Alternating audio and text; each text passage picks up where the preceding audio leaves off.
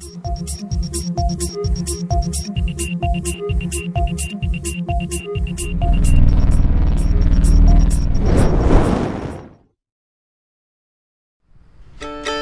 isang Mindoreño, nararapat lang na ipagmalaki ang aking bayang Sinilangan. Kaya naman, ngayon ang pagkakataon para ipasilip ang ilan sa mga magagandang tanawin na sadyang ipinagmamalaki ng mga Mindoreñong tulad ko.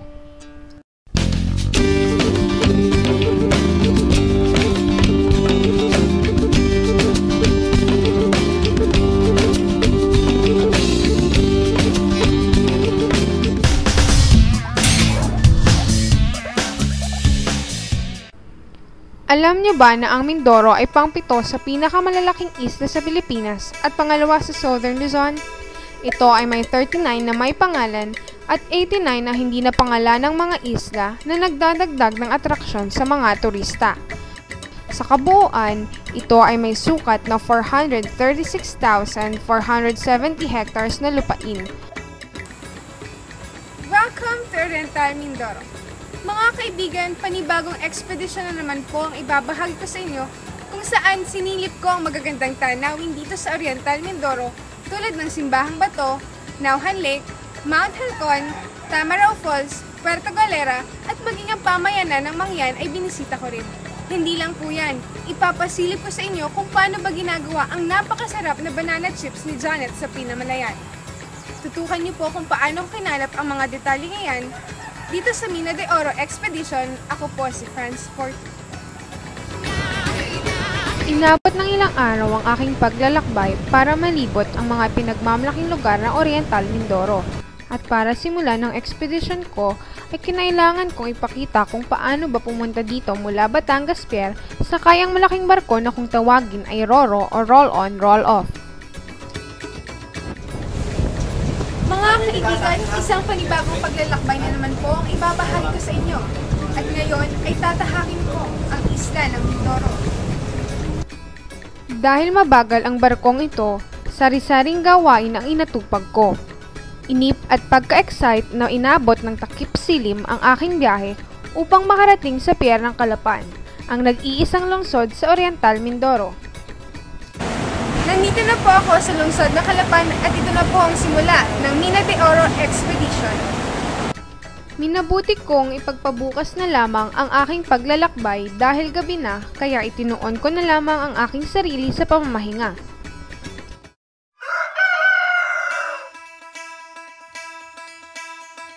Yan mga kaibigan, ready na po ako sa aking paglalakbay at medyo tinanghali na nga po ako at kailangan ko ng bilisan. Una muna natin pupuntahan, lilibutin na natin ang Calapan City dahil nandito na rin lang naman po tayo.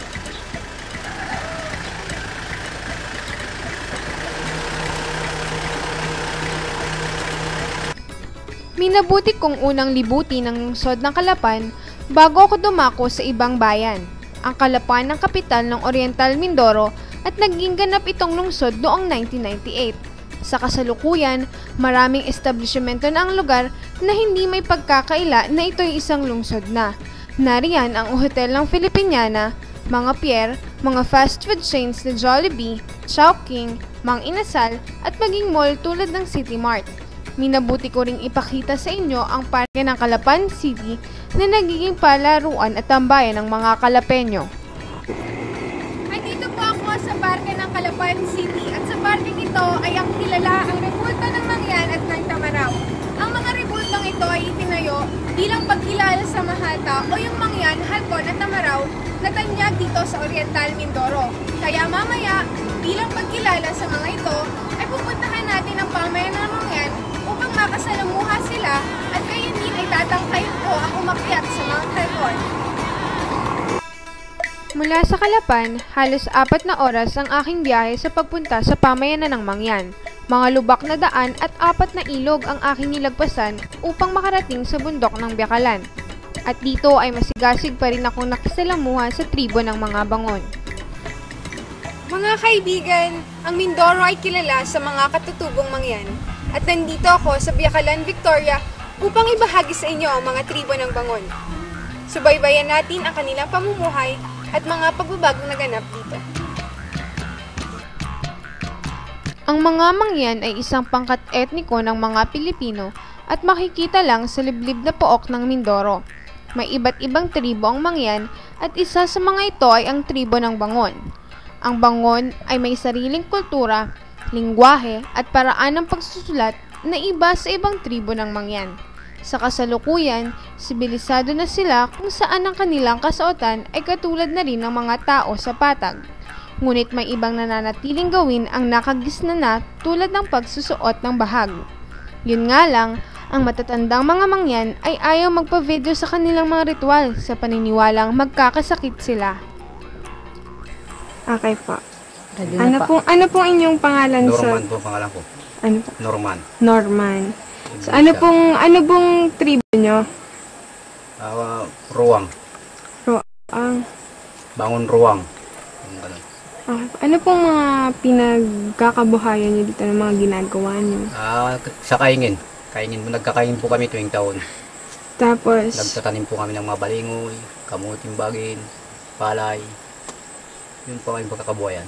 tapos pinagbebenta nyo po sa patag? Sa Binibinta baba? namin yung mga saging, katulad ng mga langka, yung mga rambutan, kung minsan binibinta namin yan. Yung mga magulang namin nangangaso. Pero ako, hindi ko na inabot yung pangaso kasi wala nang mga hayop. Ilang taon po kayo nag-ano? Yun lang sa amin, sa mangyan, hindi namin binibilang kung ilang taon na kami ngayon. Oo. Yung pong, ano na po yung kaibahan noong po kayo bata pa at saka ngayon? Nung ako maliit pa, ako nakabag ako noon. Wala akong damit, nakaubad, bahag lang. Tapos po, Saka hindi po ako marunong magsalita ng Tagalog. Talagang takot ako sa katulad nyo. Lalo na yung mga malaking tao galing sa labas. Pero sa ngayon, marami na rin pumunta sa amin dito sa aming mga pamayanan. Nakakatay din kami ng salita nyo. Sa pakikisalamuha ko sa mga batang mangyan ay naengganyo ko na makisabay sa kanilang kanta kasama ang sayaw nito. Tayo, sa pagsamba ng ating Diyos. Buhay ang baon! Fran Ilma Lupadet.